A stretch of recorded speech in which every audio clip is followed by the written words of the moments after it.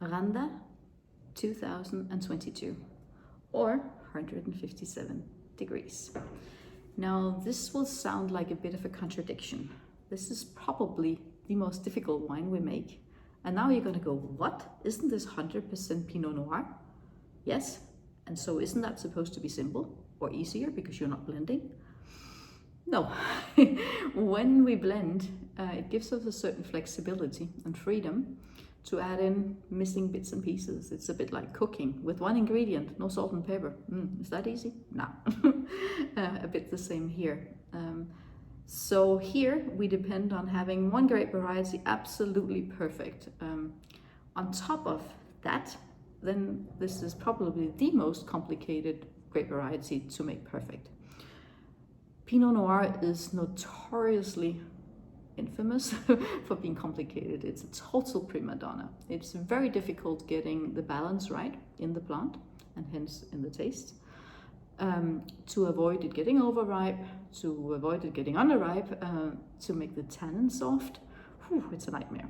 Hence also, you will remember probably that the 2020, the first vintage of Randa, was very rich.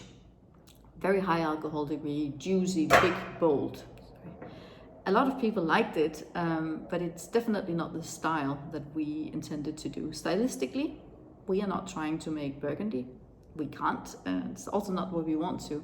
But we like Pinot Noir to be lighter, to be elegant, but definitely with Spanish sunshine. So somewhere in between.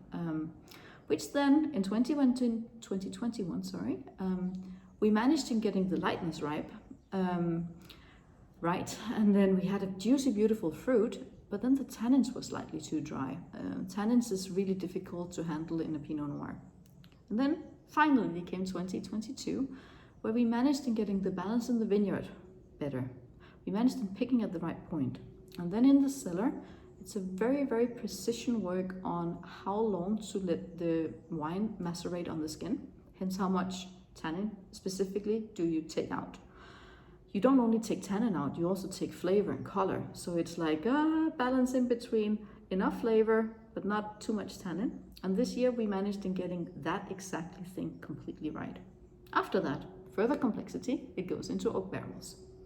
We work with a variety of different coopers, different style of barrels, and they all impart a specific flavor style on the wine. So even bigger puzzle. Once getting the base wine, the wine right, it gets split up to quite a few barrels that each then end up with a different personality. So to further add complexity, this is really a puzzle work of selecting. It's not just the best barrels, it's the barrels that match best together. So here we start cooking. Here's a bit of acidity, here's a bit of body, here's a bit of sweetness, and we put together. And this year, when I just opened the bottle and put my nose in, I was like, yes, we finally made it. It smells like Pinot Noir with Spanish sunshine. What I mean with that is it has this beautiful red fruit that is very Pinot Noir, wild strawberries, apple blossom, cherries, and then floral notes, a bit like apple blossom. And then it has also very ripe orange peel, which I find in some Pinots that I really, really love.